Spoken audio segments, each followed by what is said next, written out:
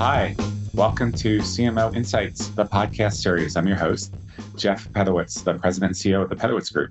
And today, as our guest, we have Louise Troen, who is the Chief Marketing Officer of Reveri Health. Louise, welcome to the show. Hi, thanks, Jeff. I'm so excited to be here. I'm a big fan of the podcast, so very humbled and looking forward to it. Oh, thank you. Great to have you. And for starters, why don't we share with our listeners what Reveri is? Yeah, I would absolutely love to do that. So Reveri is a self-hypnosis app. You can download it through the App Store or Google Play. You can also access it via our web. But it was founded by Dr. David Spiegel and Ariel Pola.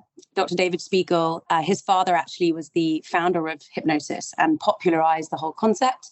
Dr. Spiegel is a practicing psychiatrist, therapist, hypnotist in San Francisco. He's also a professor at Stanford and had been seeing and experiencing the impact of hypnosis on his clients in his offices for decades. He's been practicing for over 40 years and was speaking at a conference around the power of self-hypnosis and the subconscious to recalibrate our behavioral patterns. And Ariel Pola, who was one of the founding team guys from Strava, happened to be in the audience. And they ended up talking about the need to democratize this incredible practice. And Reveri was built. And so we're really focused on taking self-hypnosis and hypnosis overall mainstream. It is wildly misunderstood, lots of stigma kicking around that we are looking to judo chop. And so we're in a position now where we're a year old or a year young, I should say. Our product is really, really cool. We're seeing loads of impact coming out of our community and the people. It's really interesting. How is it different than prayer or meditation or self-reflection or gratitudes? Yeah. So I think first things first, there is merit in many practices and treatments. And I think just like the foods that we eat or the habit that you have in your lifestyle, different inputs make a difference. People. So it's not that we are against or challenging practices like meditation or journaling or prayer. I think the difference with meditation, for example, is that it is a management practice and technique, which requires consistent practice. With hypnosis, when you go into a hypnotic state, we're accessing the subconscious. So we're actually recalibrating your behavioral patterns. So it's much more common that you will be cured or treated or feel completely different after 1 to 2 sessions, as opposed to something that you need to practice consistently. Really interesting. So when we were talking to get ready for the program, you had shared that your path to the CMO was very unconventional because you did not have any formal marketing training. And in fact, many of your early jobs were not in marketing at all. So how did you come to be CMO? Completely by accident. And it's something that I'm really passionate about sharing because so many young women in particular, but young people who I've mentored or I get into touch with are so restricted by this regimented career trajectory. And I never had that. And I think I'm a great example of someone that had huge amounts of passion for working in tech, especially tech for good. So leveraging technology, especially the app category, to provide more access to people, whether that was dating when I worked at Bumble, meditation when I worked at Headspace or here. But I really started my career studying philosophy, sociology, anthropology, was wildly interested in the study of people, why we behave the way we do, where social anxieties come from, why some people are more confident than others. And I think that led me down the path of wanting to understand storytelling. And then even more so than that, really looking at why consumers behaved the way they do, and ultimately fell into a role where brands wanted to market to that psychology. And I really felt like I understood it and learned quite quickly the channels and different ways in which you could target that. It's really, really fascinating. So I know you're a big proponent in your groups and your teams that you build about culture. Yeah. So what's your approach? I think culture is a word that kind of gets thrown around a little bit like social impact. Even companies I've worked at, it's almost like, where's our culture team over there? Or where's our social impact strategy over there? Rather than starting with, your culture should blend and bleed into everything that you do. The culture that you set internally should be represented in your product, in your community forums, in your customer communication, in your events, but also in the way that you handle and hold yourself as a leader or as an employee, regardless of level. So I think my first thing is democracy and democratic understanding of every single piece is probably the most important thing. I also feel, because I am relatively young in my career to be a CMO, that I still have this air of complete humility to be in this role. And I'm hiring people around me that are probably better at me in some cases at their jobs than I could ever be. And I think having the humility to say, I will be successful when I hire the right people with the right specialist knowledge that can ultimately lift us up in every single area of the business. My job is to empower them to be the best at that. And so my approach to leadership overall is lead with humility, be in service of the folks that are hired around, beneath, above, beside you. And more than that, constantly be learning. No one learns anything when they have an ego and arrogance and too much confidence. I am impossibly imperfect, just like the next person. And just because I am senior with a title, it really doesn't make a difference. I think my role is to unlock potential of my team and inspire them on that journey. And that's something I'm really passionate about. So you talked about humility and empowerment. Are there other values or virtues that you try and enforce and or look for when you're hiring potential people to join your team? Yeah, definitely. I think the ability to be scrappy at a time when there are channels within the marketing space that are unpredictable. We all know that the paid world is very unpredictable in terms of being able to strategically predict which channels and which creative is going to be optimized for effective return. So I think someone that is open to being sort of that hustler within an environment of learning quickly and optimizing as they go is definitely something we look for.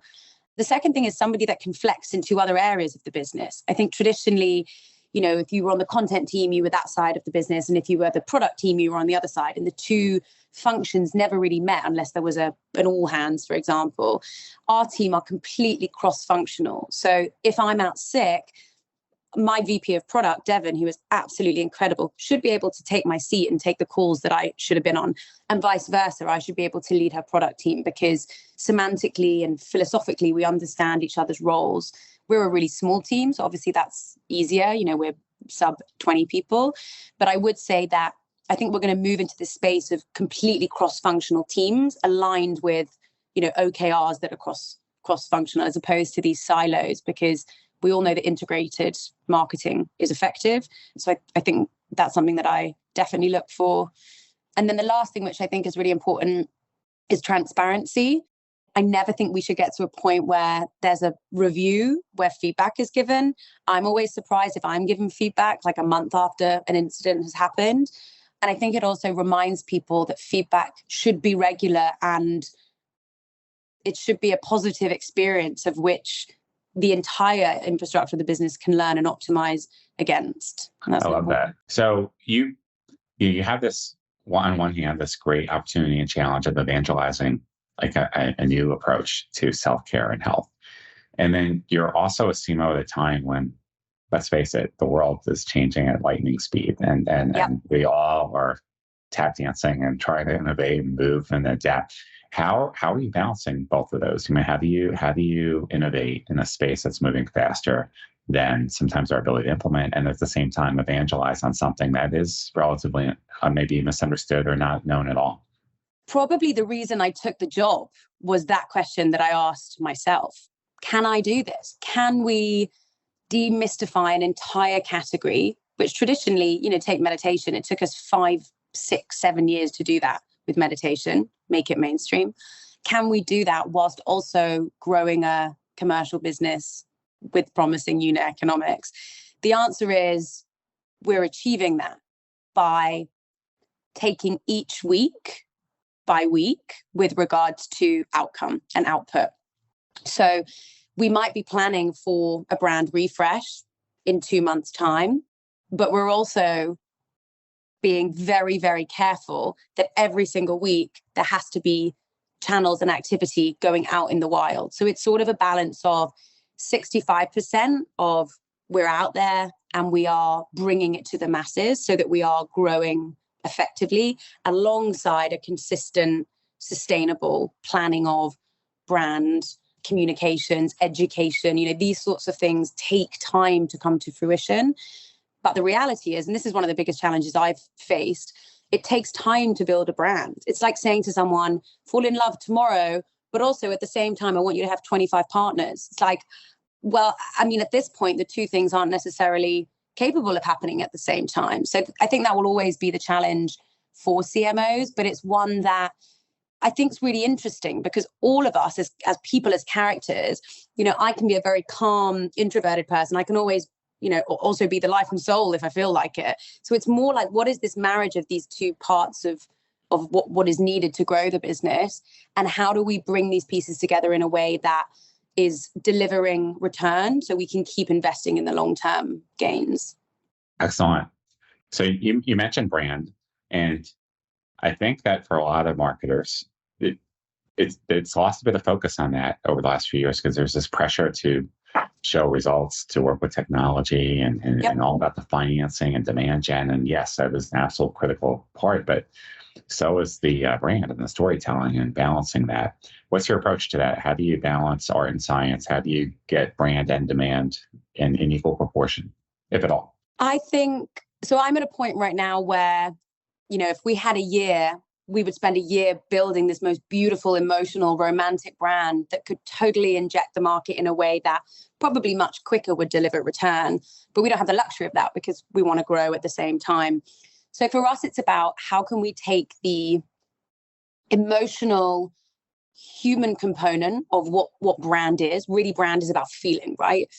And inject that into channels, paid, social, communications, media takeovers that can deliver return so that we're not compromising on either side of the core.